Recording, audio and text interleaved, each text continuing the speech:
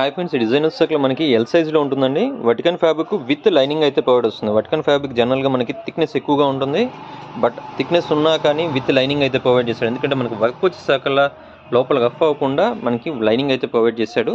Size వచ్చేసరికి only L size అండి. Bottom కూడా మనకి సేమ్ ఫ్యాబ్రిక్ సెల్ఫ్ కలర్లో వస్తుంది with elastic nature. Straight cut bottom అండి.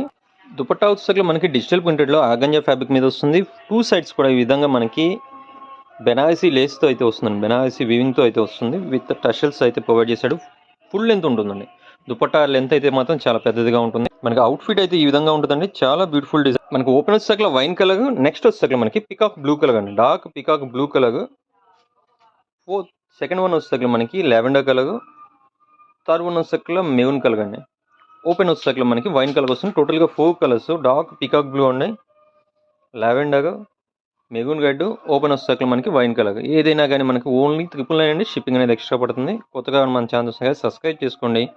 ఇలాంటి అప్డేట్స్ ఎప్పటికప్పుడు మన ఛానల్ పోస్ట్ చేస్తుంటాం. Thanks for watching.